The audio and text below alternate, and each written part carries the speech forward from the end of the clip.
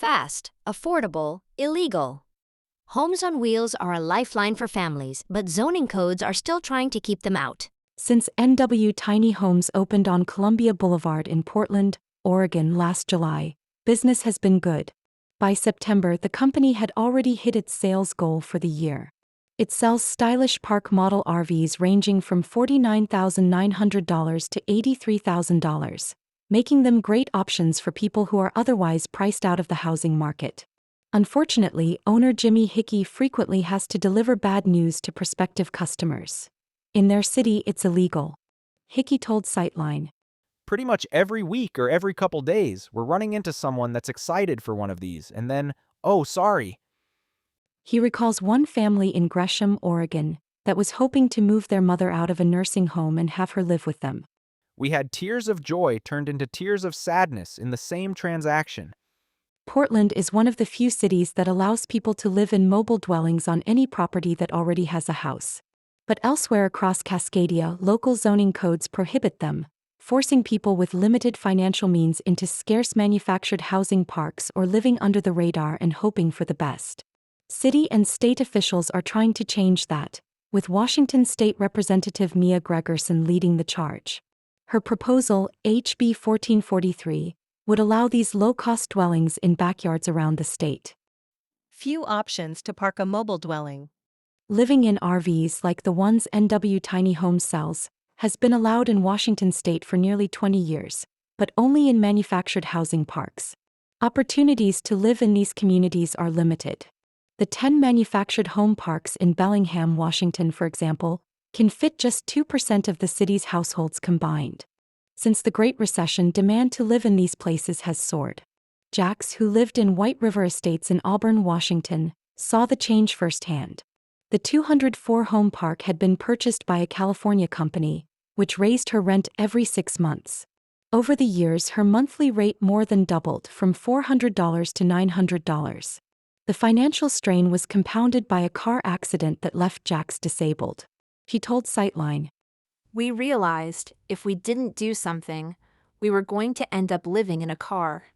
She estimated that by the time she left in 2015, only 5 families remained who had lived there prior to 2008.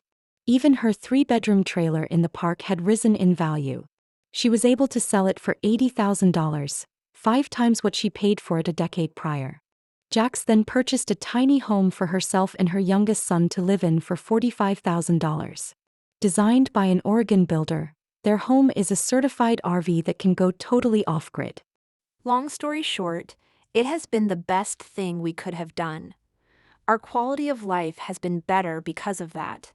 Since then, Jax and her son traveled regionally, towing their house behind them to Seattle, Gold Bar, and Seebeck, before buying a rural property of their own. Despite the stability her tiny home has brought, what she's doing is technically not allowed. We own the land. We own the house. But technically, we're not living legally in either one. Outside of manufactured housing parks, jurisdictions typically only permit RVs to be inhabited for a prescribed number of days or under special circumstances, like while you are building a permanent house nearby. This is a huge missed opportunity, according to Jax. Tiny homes are a perfect niche spot for affordable housing that is really not taxing on the government. You can put aging parents in the backyard and keep them out of the nursing home, and keep the corporate nursing home from stealing all the family income. I've seen too many of my friends lose their inheritance. Jax warned this issue would worsen as the population ages. There are a lot of people who are seniors, in their 50s and 60s, a lot of Gen X, who are going to need tiny homes. We don't have retirement. We're screwed as a generation. Jax has been advocating to legalize tiny homes for years, emailing legislators and even serving on the ASTM International Subcommittee for Tiny Houses, to no avail.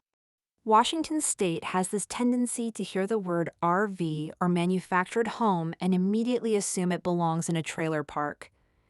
They want to cram anything on wheels into a trailer park, whether you call it a mobile home, a modular home, a manufactured home, a tiny home, or an RV.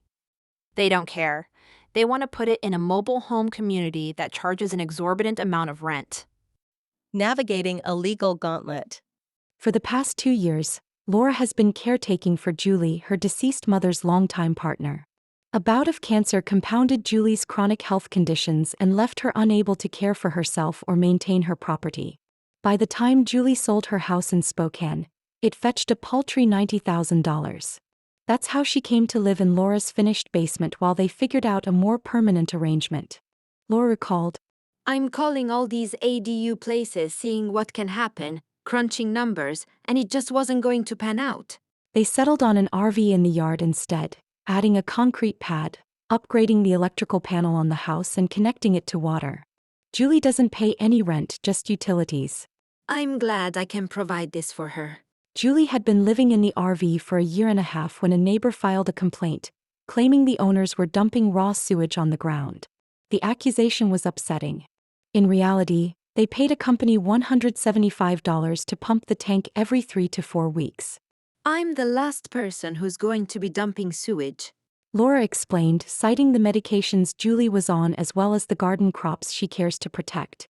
The notice Pierce County mailed to Laura and Julie stated that penalties for code violations could include a fine of up to $1,000, with each passing day counting as a separate violation.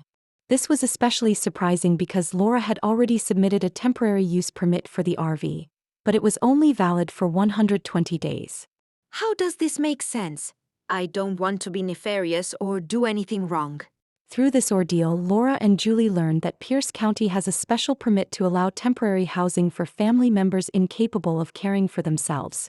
Julie's mobility is extremely limited, and she hardly ventures past her porch.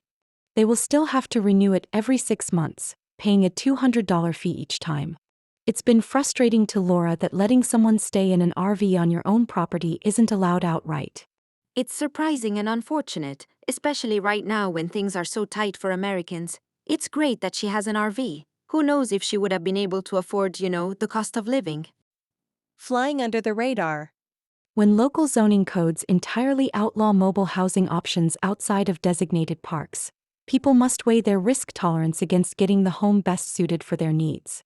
That's the conundrum Chris's family found themselves in after they asked their local planning department if they could add a tiny home on wheels to their property for his mom Louie. The answer was a disappointing no. But Chris's family didn't have an extra bedroom, and they couldn't afford to build a detached ADU. Companies were quoting them between $250,000 and $350,000 for a 500-square-foot cottage in the backyard. They seemed to be out of options when Chris's neighbor suggested his mom should just live out of a fifth wheel in the driveway. If code enforcement ever came, they could claim the trailer was for camping. So that's what they did.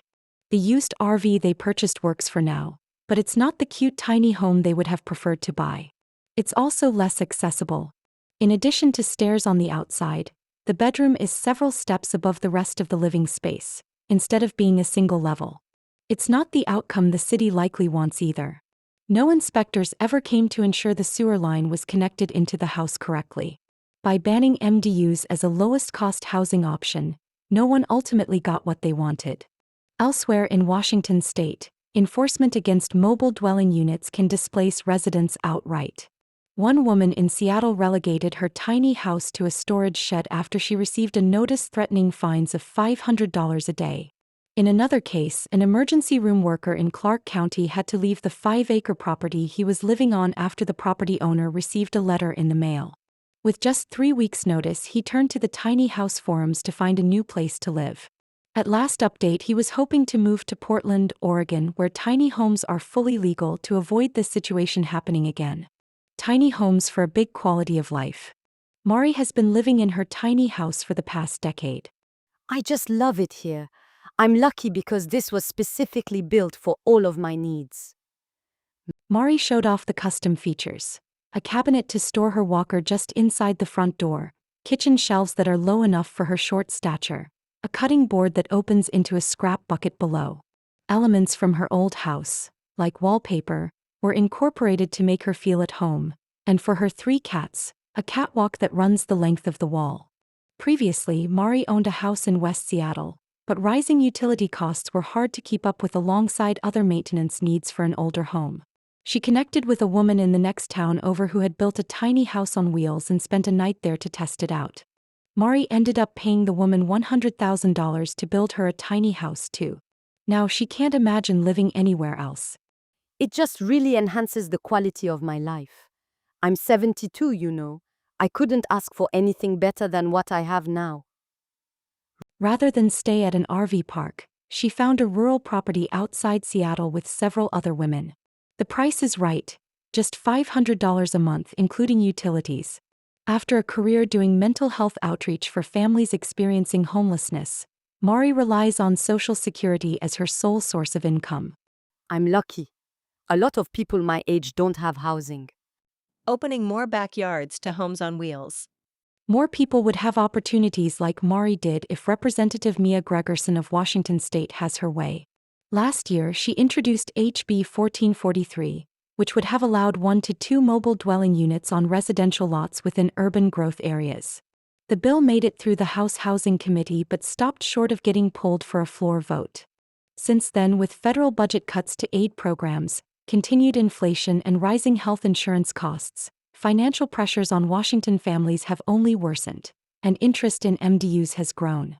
A 2024 census survey estimated that more than 22,000 Washingtonians live in movable shelters, a category that included recreational vehicles, vans, and boats.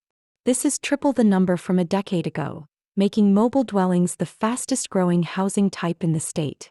Portland-based NW Tiny Homes sees the demand in Washington. The company just signed a lease for a second location in Snohomish, a city on the fringes of the Seattle metro. Owner Jimmy Hickey explained, Higher population, higher average income, higher cost of living, so higher demand for more affordable living. Even though no large city has legalized these outright like Portland, Jimmy said people are still buying these for RV parks, have obtained special permits to live in one while building a house, or just live in a rural area with a lot of acreage and are willing to risk the code violations. Pretty much daily, Jimmy explained, people are posting in the community groups, "Hey, I'm moving here, I want to get one," or, "I'm looking into one, what do you recommend?" Fortunately, Representative Gregerson has reintroduced HB 1443 for the 2026 session. The bill would offer stability and peace of mind to the growing number of people turning to mobile dwelling units for their unbeatably low cost and speedy move-in ready timeline. Among them are Jack's, Julie, Mari, and Chris's mom, who have all made this flexible low-cost housing option work for their families, despite legal obstacles. Their stories show MDUs are here to stay, giving more Washingtonians a place they love and can afford to call home.